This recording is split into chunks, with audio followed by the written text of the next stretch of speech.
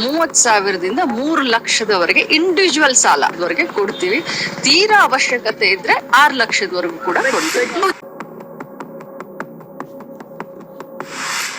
ನಾವೆಲ್ಲ ರೆಡಿ ಮಾಡ್ಕೊಂಡಿದ್ವಿ. 90 ದಿನ ಅಷ್ಟೇ ಓಪನ್ ಇರುತ್ತೆ. ಆಮೇಲೆ ಅದನ್ನ ಓಪನ್ ಮಾಡ್ಲಿಕ್ಕೆ ಕೋಟಿ ಗಂಟ್ಲೆ ಗೃಹಲಕ್ಷ್ಮಿ ಬೆನಿಫಿಷರಿ ಇರೋದ್ರಿಂದ ಹೆಂಗೆ ಗೃಹಲಕ್ಷ್ಮಿ ಹೇಗೆ ನಾವು ಓಪನ್ ಇಟ್ಟಿದೀವಿ ಆ ರೀತಿ ಇಡ್ಲಿಕ್ಕೆ ಆಗೋದಿಲ್ಲ. 30,000ದಿಂದ 3 ಲಕ್ಷದವರೆಗೆ ಇಂಡಿವಿಜುವಲ್ ಸಾಲವರೆಗೆ ಕೊಡ್ತೀವಿ.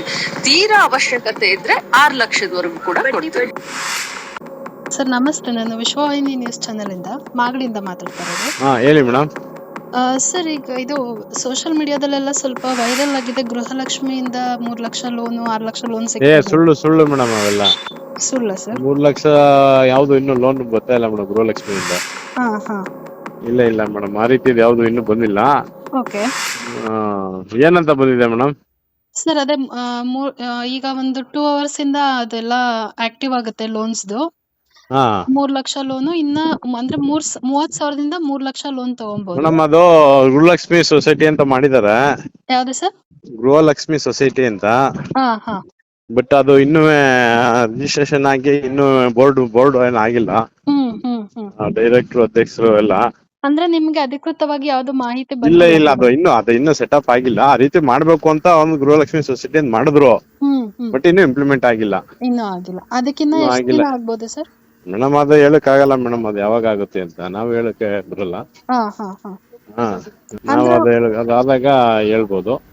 ಅಂದ್ರೆ ಸರ್ ಒಂದ್ ಅಂದಾಜು ಎಷ್ಟು ಮಂತ್ಸ್ ಆಗ್ಬೋದು ಈ ತರ ಏನಾದ್ರು? ಮೇಡಮ್ ಅದು ಮಾತಾಡಿ ಅಲ್ಲ, ಅದೇನ್ ಬಂದು ಇನ್ನು ಮಾಡ್ತೀವಿ ಅಂತ ಏನ್ ಹೇಳಿಲ್ಲ ಮೇಡಮ್. ಅದ್ ಮಾಡ್ಬೇಕು ಅಂತ ಇದಾರೆ. ಅದ ನಾವು ಯಾವಾಗ ಬರುತ್ತೆ ಹೇಳಕ್ ಬರಲ್ಲ. ಬಂದಾಗ ನಾವ್ ಗೌರ್ಮೆಂಟ್ ಇಂದ ಆದೇಶ ಆದ್ಮೇಲೆ ನಾವ್ ಹೇಳ್ಬೋದು ಇಂಥ ದಿನ ಆಗಿದೆ ಅಂತ. ಬಟ್ ಈಗ ಬರ್ತಾ ಇರೋದೆಲ್ಲ ಸುಳ್ಳು. ಓಕೆ. ನಿನ್ನೆಯಿಂದ ಅದು ಆಕ್ಟಿವ್ ಮಾಡಿದಾರೆ. ಅಂದ್ರೆ 2 hours ಇಂದ ಆಕ್ಟಿವ್ ಆಗುತ್ತೆ. 30,000 ಆ ತರದೆಲ್ಲ ಏನಿಲ್ಲ. ಮತ್ತೆ ಏನ್ ಹೇಳ್ತೀರಾ ಸರ್ ಸಾಮಾನ್ಯ ಮಹಿಳೆಯರಿಗೆ ಈ ತರ ಮೇಡಮ್? ಅದು ಏನಾದ್ರು ಇದ್ರೆ ಅವ್ರಿಗೆ ಸ್ಥಳೀಯ ಅಂಗನವಾಡಿ ಕಾರ್ಯಕರ್ತರು ಇರ್ಬೋದು, ನಮ್ಮ ಇಲಾಖೆಯವರು ಕೇಳ್ಬೋದು.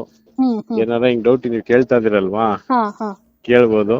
ಈಗ ಅದೇನು ಅವರು 3 ಲಕ್ಷ ಪೇಮೆಂಟ್ ಕೊಡ್ತೀವಿ, 3 ಲಕ್ಷ ಲೋನ್ ಕೊಡ್ತೀವಿ, 30,000ದಿಂದ 3 ಲಕ್ಷ ಲೋನ್ ಕೊಡ್ತೀವಿ, ಏನಾರ ಇಷ್ಟೇನು ಅಮೌಂಟ್ ಕಟ್ಬೇಕು ಅಂತ ಏನಾರ ಹೇಳ್ತಿದಾರಾ?